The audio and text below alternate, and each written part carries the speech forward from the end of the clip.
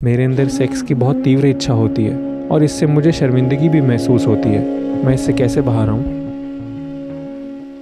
आपका अस्तित्व, आप असल में एक सेक्स से फैलने वाली बीमारी हैं, पता है?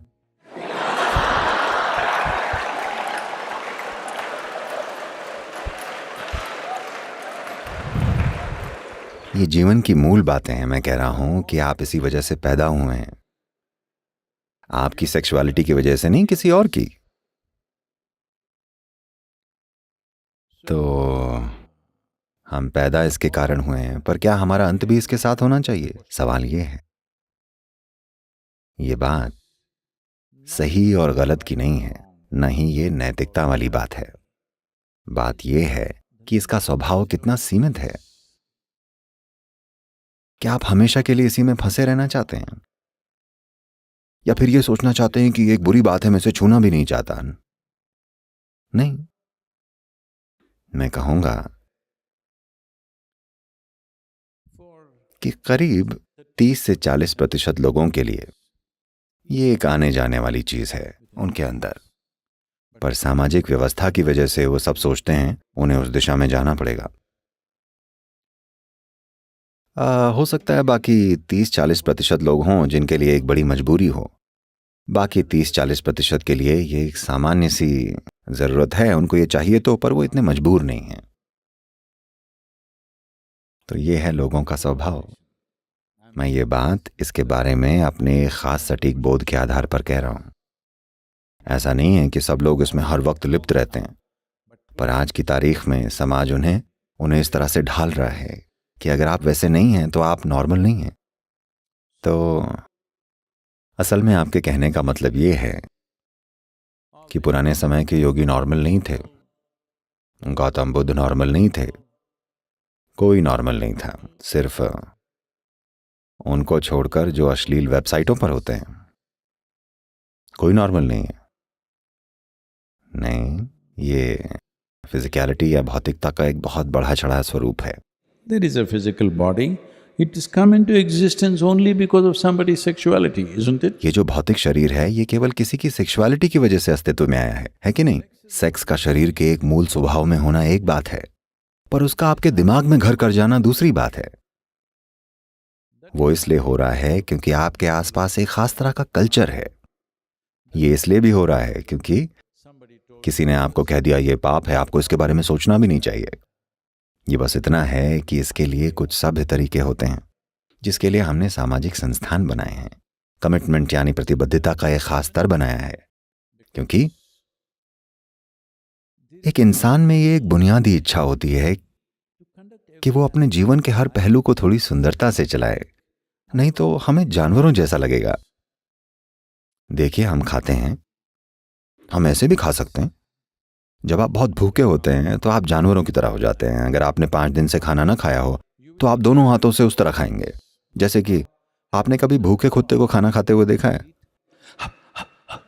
उस तरह से इंसान भी वैसा ही व्यवहार करेगा अगर उसकी जरूरत उस तरह की हो जाएगी।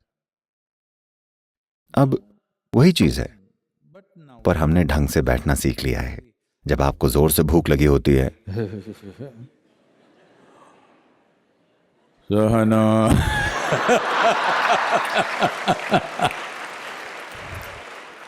कोई ब्रह्मचारी होंगे जो आपको अपने फेफड़ों की ताकत दिखा रहे होंगे।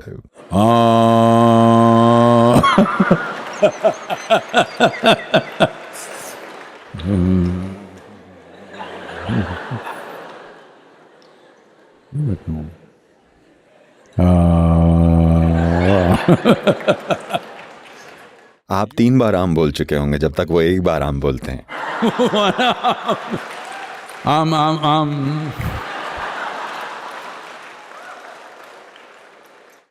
क्योंकि जब आपको किसी चीज की बहुत जरूरत लगती है, तब अगर आप बस 2 मिनट रुक जाएं तो आप देखेंगे कि जो मजबूरी में हो रहा था वो जागरूकता में होगा। खाना, सेक्स, नींद और मृत्यु, ये 4 चीजें हैं जो मजबूर करने वाली हैं। एक मनुष्य जीवन के इन पहलुओं को भी जागरूकता से अंजाम देकर अपने आप को जानवरों से अलग साबित कर सकता है। सिर्फ तभी तो। अगर आप इन चीजों को धरती के दूसरे जानवरों की तरह करते हैं, तो जैसे ही आप किसी को ऐसे देखते हैं, आप कहते हैं वो जानवरों जैसा है, होता है ना? तो इंद्रियों के स्तर पर सभी में कुछ विवशताएं होती हैं, पर आपके पास एक बुद्धि है जो आपको जागरूक बना सकती है और आप जीवन के उस पहलू को जागरूकता से अंजाम दे सकते हैं। अगर ऐसा नहीं हुआ तो आपको आए दिन बलात्कार, वहशीपन और वैसी घटनाओं के बारे में सुनने को मिलता है। उस व्यक्ति की भी किसी दूसरे व्यक्ति के जैसी ही इच्छाएं हैं, पर वो इसे सही ढंग से, गरिमापूर्ण तरीके से नहीं कर पाता, क्योंकि उसकी मजबूरियां उसकी बुद्धि पर हावी हो जाती हैं। तो पहली बात ये कि आप इसके बारे में ये सारी बकवास छोड़ दीजिए कि ये पाप है, नैतिक रूप से गलत है। मुद्दा वो नहीं है। समझने वाली बात यह है कि ये चीज सीमित चीज है। बहुत सारे ऐसे लोग हैं जो खाते खाते रुक नहीं पाते। हेलो,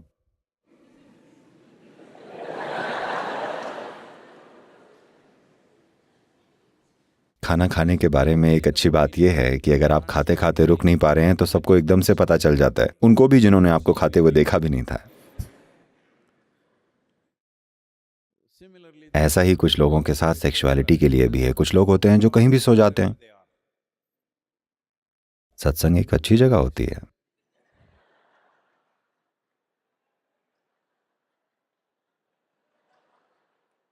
ये होता है, कोई बात नहीं। तो यही मूलभूत चीज है। ये मूलभूत प्रवृत्तियां जो हमारे शरीरों के अंदर हैं, यानी खाना, सेक्स, सोना व मृत्यु।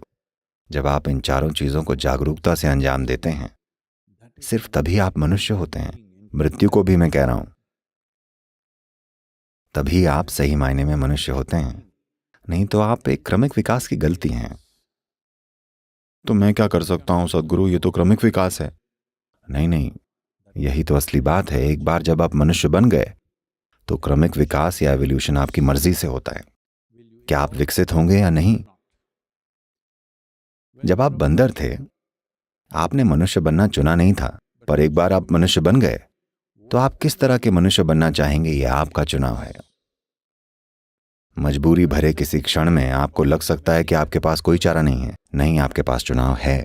आपने बस अभी उन चुनावों का इस्तेमाल करना नहीं सीखा है। प्रवृत्तियां आप भी हैं, पर आप उन्हें चुन सकते हैं, मजबूर होकर नहीं। यही वो अंतर है। आप सभी सेक्स की वजह से पैदा हुए हैं, पर क्या आपको इसी के लिए अपना सारा जीवन जीना चाहिए? ये एक चुनाव है। ये एक चुनाव है। यह आपके शरीर का एक अंश है। ये पूरा सब कुछ नहीं है। आप जो हैं ये उसका एक अंश भर है। ये वो सब कुछ नहीं है जिसे आप मैं कहते हैं।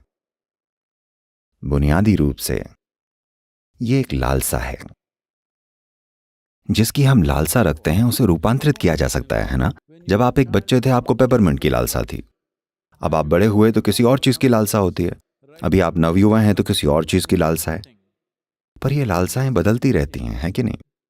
This longing, will it change by the compulsions of time or will it change? ये लालसाएं क्या ये समय की मजबूरियों से बदलेंगी या फिर ये बदलेंगी आपके चुनने से, सचेतन चुनाव से? ऐसा नहीं है कि आपको ये छोड़ना पड़ेगा, आपको वो छोड़ना पड़ेगा, आपको ऐसा बनना चाहिए, वैसा बनना चाहिए। उसके भी तरीके हैं ताकि जो इनसे ऊपर उठना चाहते हैं वो ऊपर उठ जाएं। ये कुछ छोड़ना नहीं है। अगर आप ऊपर उठ जाएं तो आप सबसे मुक्त हैं।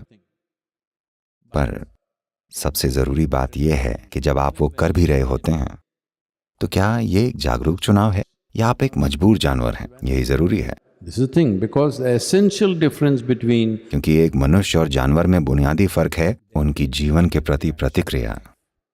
हम जीवन को लेकर एक जागरूक उत्तर हैं। इसका अभ्यास कीजिए। कोई बात नहीं, आपको इसको लेकर ग्लानि में नहीं रहना चाहिए। अरे मैं सेक्स की तीव्र इच्छा से मजबूर हूं तो मैं आध्यात्मिक नहीं हूं। आप तीव्र हैं तो आप इसको आध्यात्मिक प्रोसेस बना सकते हैं, बजाय इसके कि आपको चलाए। अगर आप चलाने वाले बन जाएं तो यही आध्यात्मिक प्रक्रिया है। क्या आप चाहते हैं आपको कोई चीज चलाए या आप चलाने वाले बनना चाहेंगे? अगर चलाने वाले आप हैं तो यही आध्यात्मिक प्रक्रिया है। नमस्कार।